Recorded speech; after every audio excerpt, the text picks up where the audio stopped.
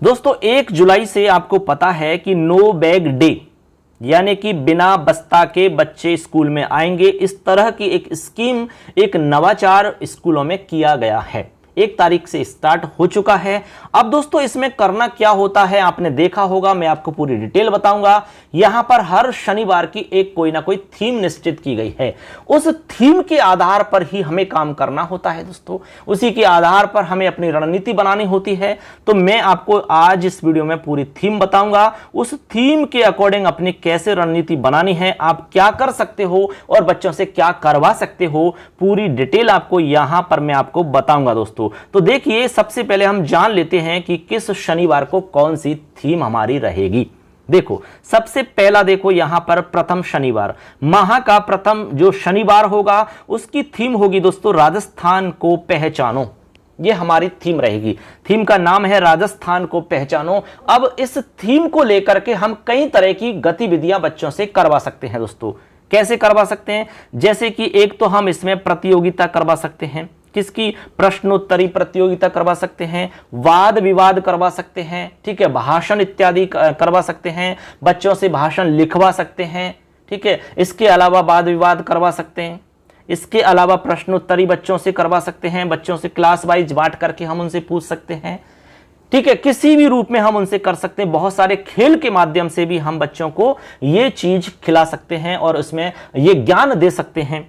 इसके अलावा हम एक विचार गोष्ठी रख सकते हैं। विचार गोष्ठी में क्या होता है, हम एक 4-5 लोगों की एक कमेटी बना देते हैं, एक टीम बना देते हैं। उसमें अब सब लोग अपने अपने विचार प्रकट करते हैं राजस्थान को पहचानो इस विषय को लेकर के। तो बच्चों को उससे जानकारी मिलती है। उसमें हम बच्चों को भी शामिल कर सकते हैं जो बच्चा अपने विचार रखना चाहता है। तो दोस्तों इस तरह की तमाम गतिविधियां हम इस बिंदु को लेकर के कर सकते हैं। आने वाले टाइम में बहुत जल्द मैं आपको मैटर उपलब्ध करवा दूंगा कि राजस्थान को पहचानो जितनी भी हमारी थीम है, उन थीम से रिलेटेड कौन कौन सी प्रतियोगिता करवाई जा सकती है, मैं आपको पीडीएफ में लिखित रूप में उपलब्ध करवा दूंगा। तो बस आपको थोड़ा सा इंतजार करना है, सब कुछ आपको मैं उपलब्ध करवा दूंगा। मैं मैटर तैयार कर रहा हूं। यह हो गया हमारा पहला शनिवार। दूसरा जो शनिवार रहेगा दोस्तों उसका है भाषा कौशल का विकास। अब भाषा कौशल का विकास, आप जानते हो कि हमारी जो भाषा है उस भाषा के 4 कौशल होते हैं दोस्तों। कौन कौन से हैं? SBPL, यानी कि हमारा एक तो श्रवण कौशल होता है, एक हमारा भाषण कौशल होता है, एक पठन कौशल होता है, एक लेखन कौशल होता है। चारों ही कौशलों को लेकर के हम यहां पर गतिविधियां करवाएंगे। यहां पर कोई पर्टिकुलर किसी कौशल का नाम नहीं लिखा गया है।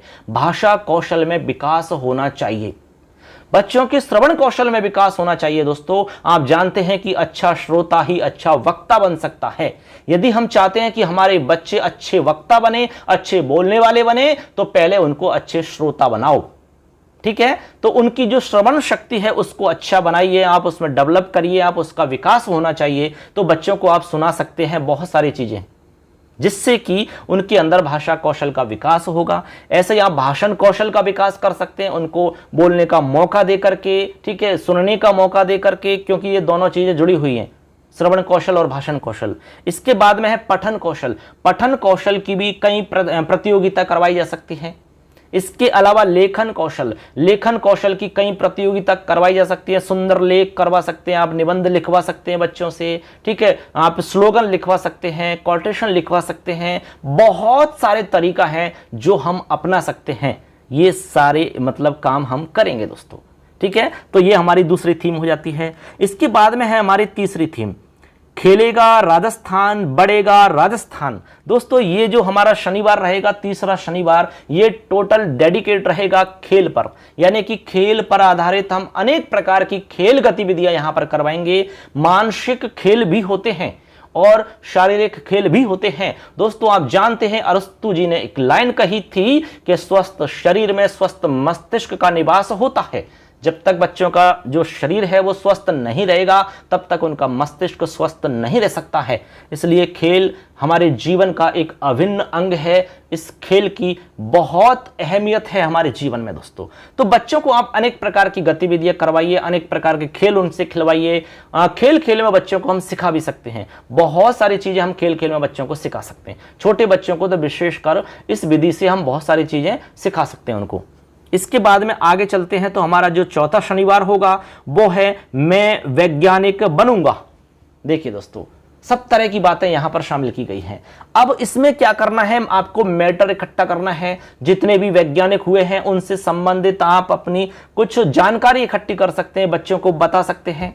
इसके अलावा जितने भी वैज्ञानिक हुए हैं उनकी जीवनी बच्चों से लिखवा सकते हैं, उनके चित्र आप बनवा सकते हो, अनेक प्रकार की गतिविधियां करवा सकते हो। इसके अलावा प्रश्नोत्तरी आप करवा सकते हो, ठीक है, निबंध प्रतियोगिता करवा सकते हो, आप कई तरह की प्रतियोगिता आप इसमें आयोजित कर सकते हैं दोस्तों।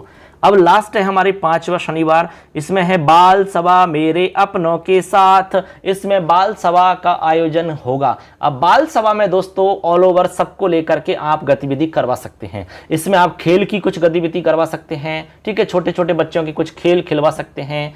इसके अलावा कुछ छोटी मोटी आप प्रतियोगिता करवा सकते हैं, कुछ हंसी मजाक वाली बात कर सकते हैं, बच्चों से कहानी आप सुन सकते हैं, कोई नाटक इत्यादि प्रस्तुत करवा सकते हैं, कोई गाना आप बच्चों से सुन सकते हैं, आप खुद सुना सकते हैं।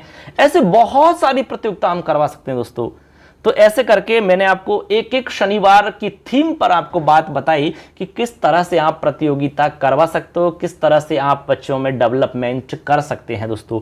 अब इनसे रिलेटेड मैं मैटर इकट्ठा कर रहा हूं, मैं आपको मैटर उपलब्ध करवा दूंगा, आपको दिक्कत नहीं आएगी, आपको बना बनाया मैटर मिल जाएगा, उसके आधार पर आप प्रतियोगिताएं करवा सकोगे, बच्चों को ये सारी चीजें बता सकोगे दोस्तों। तो ये एक खास जानकारी थी आप सबके लिए दोस्तों। अब एक जानकारी और इसमें है, देखो यहां पर नीचे लिखा हुआ है दोस्तों कि नो बैग डे के दिन आनंददायी तरीके से सीखने सिखाने की प्रक्रिया कक्षावार न होकर के निम्न रूप से होगी, यानी कि कक्षावार नहीं रहेगी, यहां पर ग्रुप बनाए जाएंगे, समूह बनाए जाएंगे दोस्तों।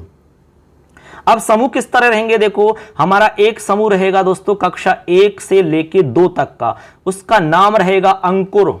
उसके बाद में 3 से 5 का जो समूह रहेगा उसका नाम होगा प्रवेश, और 6 से 8 का रहेगा उसका नाम होगा दिशा, और 9 से 10 का रहेगा क्षितिज, और लास्ट है 11 और 12 का नाम रहेगा उन्नति। ये हमारे समूहों के नाम रहेंगे। इस तरह हमें पूरी क्लासों को 5 जगह डिवाइड करना होगा, 1 से लेकर के 12वीं तक की हम बात कर रहे हैं।